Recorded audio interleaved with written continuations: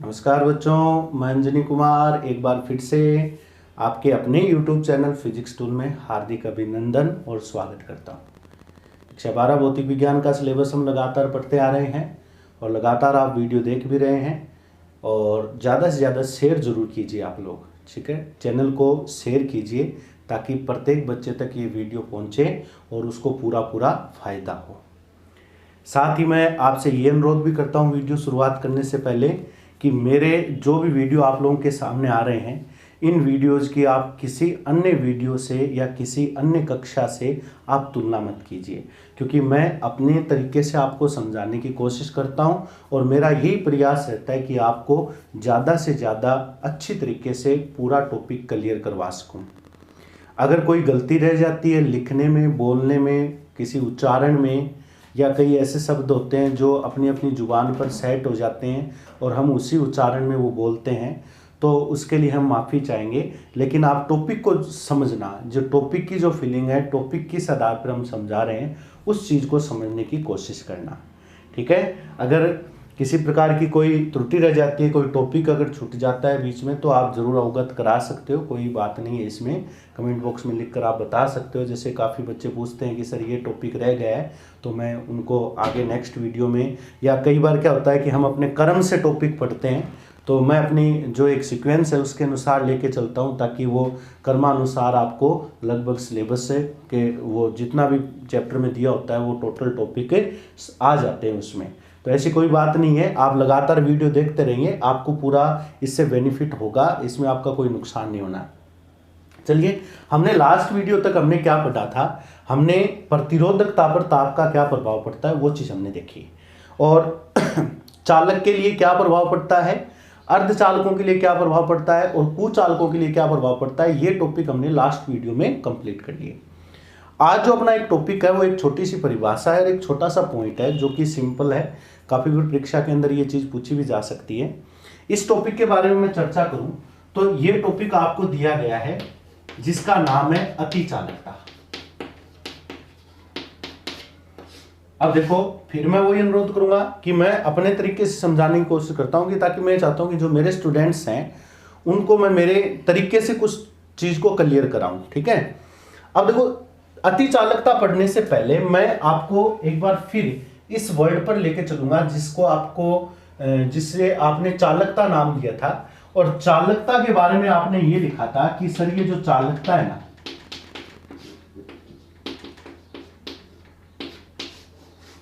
याद आ रहा है क्या, चालकता सिग्मा होती है और ये प्रतिरोधकता के व्युत्क्रम के बराबर होती है। प्रतिरोधकता यानी रो, तो चालकता जो है वो प्रतिरोधकता के व्युत्क्रम के बराबर होती है। ये चीज हमने पढ़ी है। अब मैं आपसे एक बात पूछूं, आप मुझे जवाब देना कि अगर मैं आपसे ये कहूं कि इस शब्द का मीनिंग क्या है, अति चालकता, तो इस शब्द के जब मीनिंग की बात आती है तो आप ये कहोगे, देखो अति शब्द वहां लगता है जहां पर कोई भी चीज हद से ज्यादा हो जाती है।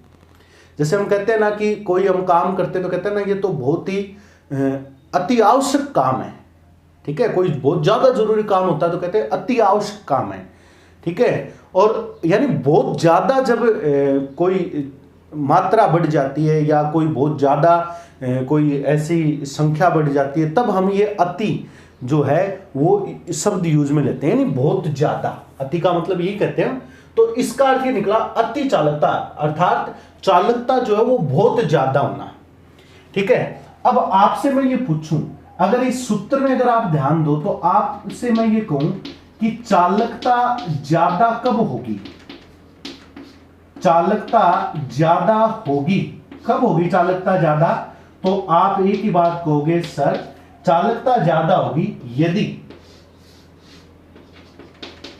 प्रतिरोधकता, दिखाई दे रहा होगा आपको, प्रतिरोधकता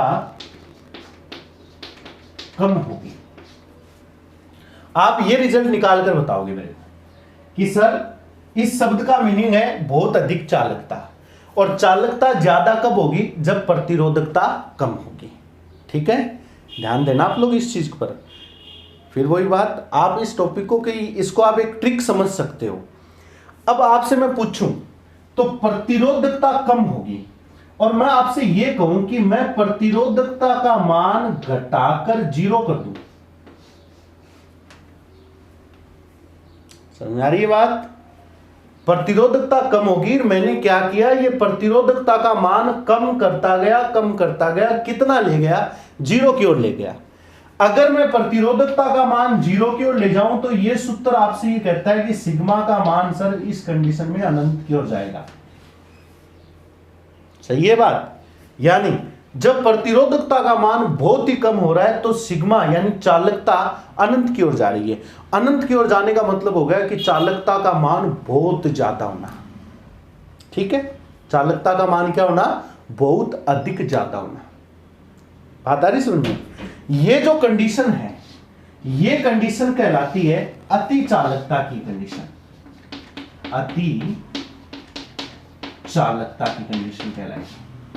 ये कंडीशन अति चालकता की कंडीशन कहलाती है। समझ रहे हो बात? कब, जब ऐसा क्यों हुआ और कब हुआ? ऐसा इसलिए हुआ कि जब प्रतिरोधकता शून्य हो गई, और जब प्रतिरोधकता शून्य हो गई तो चालकता जो है वो बहुत ज्यादा हो गई। अनंत का मतलब मैं यहां ये यूज में लूंगा, बहुत ज्यादा होना। तो चालकता बहुत ज्यादा हो गई, और बहुत ज्यादा चालकता होने की वजह से ये जो पॉइंट बना है इसको मैंने अति चालकता नाम दे दिया। ठीक है, तो ये जो तरीका है, अब देखो ये कोई मेरा तरीका नहीं है। इस तरीके के लिए मैं मेरे सम्मानित गुरुजी को आज भी याद करता हूं कि वो उन्होंने इस प्रकार का ये जो मेथड है वो बताया था, जिससे मैं बिल्कुल क्लियर हो चुका था जब मैं पढ़ाई करता था। तो यही तरीका मैं आप लोगों के सामने प्रस्तुत करता हूं। तो मैं तभी कहता हूं कि आप इनको किसी तुलना नहीं करना, क्योंकि ये जहां से ये मेथड निकले हैं वो बहुत यूनिक चीजें हैं। तो अब देखो ये चीज ध्यान देना, अति चालकता की बात आती है तो कुछ ऐसी धातुएं, अब मैं इसकी परिभाषा बना रहा हूं, कुछ ऐसी धातु तथा मिश्र धातु,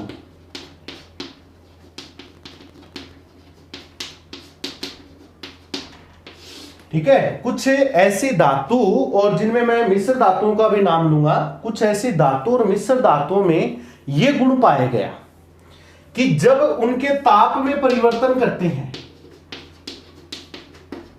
क्या किया जाता है, ताप में परिवर्तन किया जाता है। तो कुछ धातु और कुछ मिश्र धातु में एक ऐसा गुण पाया गया, जब उनके ताप में परिवर्तन किया जाता है तो एक निश्चित ताप पर, ध्यान देना बेटा, एक निश्चित ताप पर इन पदार्थों की प्रतिरोधकता, इनकी प्रतिरोधकता का मान तेजी से घटकर एक निश्चित ताप पर, एक निश्चित टेम्परेचर पर यह क्रिया देखी गई कि एक निश्चित ताप पर जो प्रतिरोधकता है वो अचानक, ठीक है, प्रतिरोधकता का मान अचानक तेजी से घटकर, अचानक तेजी से घटकर, यहां एक शब्द में लिख देता हूं, चलो लिखा नहीं मैंने, अचानक, ये यहां यूज में लेना है, अचानक तेजी से घटकर क्या हो जाती है, तेजी से घटकर शून्य हो जाती है।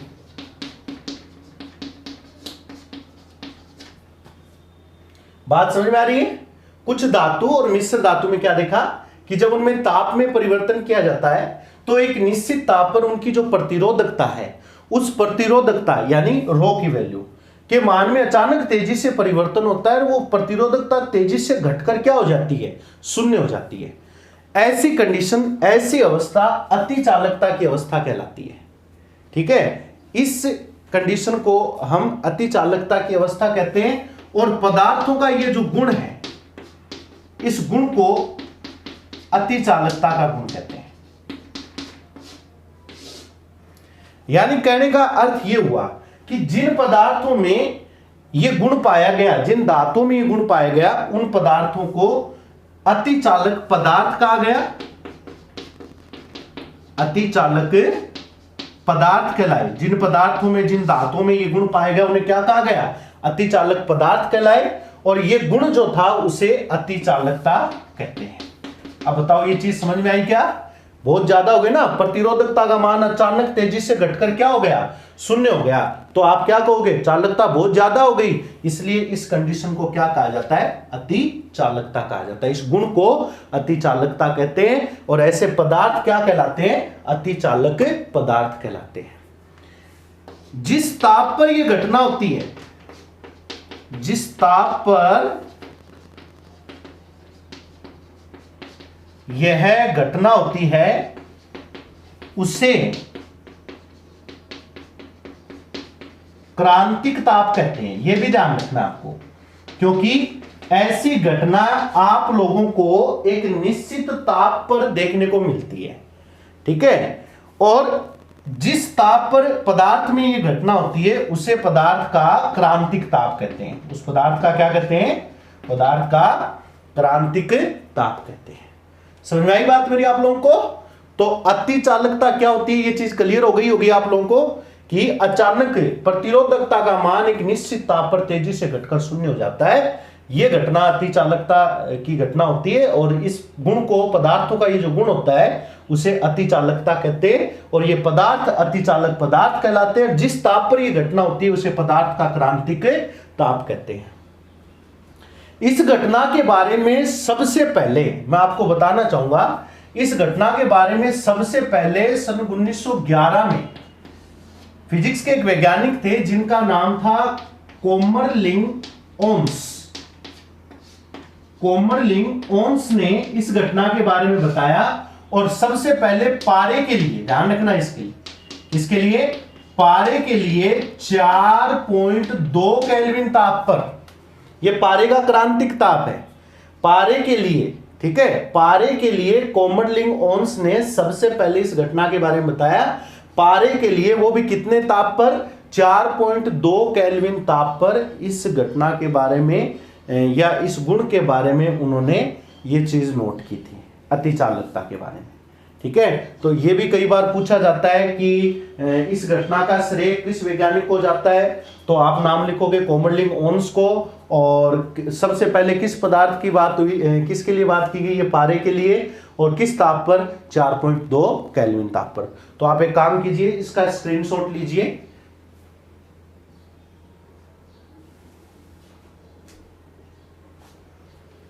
अब देखिए, एक चीज मैं और बताना चाहूंगा, मैं इसी चीज को यहां नोट कर देता हूं। देखो, उसके बाद में समय समय पर अनेक वैज्ञानिकों द्वारा फिर आगे अन्य पदार्थों की खोज की गई और अलग अलग ताप पर, ठीक है। क्योंकि जब पारे के लिए ये देखा गया कि जब पारे को 4.2 केल्विन ताप पर ठंडा किया जाता है, यानी ताप में परिवर्तन करते हैं, तो अचानक ऐसा गुण प्रतिरोधकता का मान तेजी से घटकर क्या हो जाता है, शून्य हो जाता है। फिर आगे आगे धीरे धीरे खोज होती गई। एक चीज ध्यान रखना आप लोगों को, ये चीज कि जब अति चालकता की कंडीशन होती है, यानी जब भी हम अति चालकता के बारे में पढ़ते हैं, तो अति चालकता की कंडीशन के दौरान पदार्थ के भीतर, पदार्थ के अंदर चुंबकीय क्षेत्र का मान शून्य हो जाता है।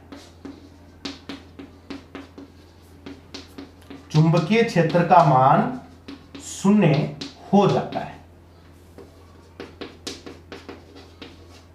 इसे, ये ध्यान रखना, इसे मेसनर प्रभाव कहते हैं।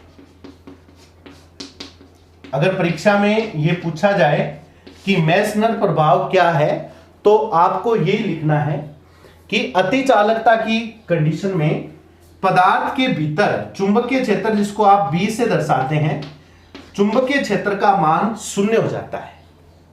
पदार्थ के भीतर चुंबकीय क्षेत्र का मान शून्य हो जाता है। ये जो प्रभाव है, इस प्रभाव को या इस घटना को मेसनर प्रभाव कहते हैं, ठीक है। अब बात यह आती है कि सर ऐसे पदार्थों का उपयोग कहां किया जाता है, यानी इन ऐसे पदार्थ जिनमें मतलब अचानक चालकता में वृद्धि हुई है, क्योंकि प्रतिरोधकता का मान अचानक तेजी से घटा है और तेजी से घटकर शून्य हुआ है। इसका मतलब प्रतिरोधकता अचानक घटी है तो चालकता भी तो अचानक बढ़ी है। तो इन पदार्थों का उपयोग कहां किया जाता है, तो ध्यान रखना, इन पदार्थों का सबसे अच्छा उपयोग है ना, वो किया जाता है अधिक चुंबकीय क्षेत्र, अधिक चुंबकीय क्षेत्र उत्पन्न करने वाले, अधिक चुंबकीय क्षेत्र उत्पन्न करने वाले चुंबक बनाने में, अधिक चुंबकीय क्षेत्र उत्पन्न करने वाले चुंबक बनाने में इनका उपयोग किया जाता है, जिन्हें अतिचालक चुंबक कहते हैं। यानी अगर आपको पूछा जाए कि अतिचालक चुंबक क्या होते हैं, तो ऐसे चुंबक जिनका उपयोग बहुत अधिक चुंबकीय क्षेत्र उत्पन्न करने में किया जाता है और अतिचालक पदार्थों से मिलकर बनी होती है। ठीक है, तो अतिचालक चुंबक बनाने में इनका उपयोग किया जाता है। तो किसका उपयोग कर रहे हैं? अपने अतिचालक पदार्थों का उपयोग कर रहे हैं। इसके अलावा जो अपने छोटे और ज्यादा काम करने वाले दक्ष ट्रांसफार्मर बनाने में भी इनका उपयोग होता है। सूक्ष्म तथा दक्ष ट्रांसफार्मर बनाने में। ठीक है, ये चीज आप नोट करें, पहले इसका स्क्रीनशॉट लें पहले आप लोग।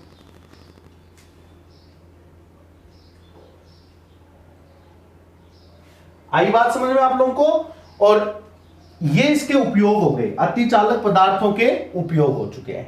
इसमें मैन यही चीज आपको याद रखनी है, अधिक चुंबकीय क्षेत्र उत्पन्न करने वाले चुंबक बनाने में, जिन्हें अतिचालक चुंबक कहते हैं, और सूक्ष्म तथा दक्ष ट्रांसफार्मर बनाने में इनका उपयोग किया जाता है। ठीक है, आप है ना साथ साथ स्क्रीनशॉट ले लिया करो, ताकि क्योंकि ये चीज मैं फिलहाल मैंने यहाँ से हटाई नहीं है, क्योंकि ये चीज लगातार आपको देखनी है, पढ़नी है, इसलिए मैंने इसी के नीचे ही लिख दिया था। तो ये परिभाषा बन गई है, मेसनर प्रभाव क्या होता है, इसके बारे में आप नोट कर लिया करो साथ साथ। ये एक प्रकार से हिंट हो गया, एक तरीका हो गया, याद रखने के लिए एक तरीका हो गया कि वास्तव में इसमें होता क्या है। तो उसके लिए ये चीज़ आप लोग रफली नोट कर लिया करो, साइड में कहीं अन्य कोई आपका जो शॉर्ट नोट्स बनाने का जो भी साधन है वहाँ पर ये चीज़ नोट कर लिया करो। ठीक है, और जैसे ये एक एग्जाम्पल आ गया पारे के लिए, तो आप कर्म से ये चीज़ें हैं वो नोट करके चलो। ठीक है, अपने तरीके से आप लोग इनके नोट्स बनाओ। नोट्स बनाने का तरीका यही है कि जैसे परिभाषा मेंटेन कर लिया आपने कि क्या परिभाषा होती है, फिर क्या गुण है ये, इस गुण को हमने अतिचालकता नाम दिया है, पदार्थ अतिचालक पदार्थ कहलाते हैं। सर्वप्रथम कोमनलिंग ओन्स ने पारे के लिए ये घटना 4.2 केल्विन पर देखी है। उसके बाद में अलग अलग वैज्ञानिकों द्वारा अन्य पदार्थों की भी खोज हो चुकी है। ठीक है, फिर ये मेसनर प्रभाव आ जाता है। तो मेसनर प्रभाव क्या होता है उसके बारे में आपने नोट कर लिया, फिर इनका उपयोग क्या होता है ये मैंने उपयोग यहाँ पर आपको बता दिए। इसके अलावा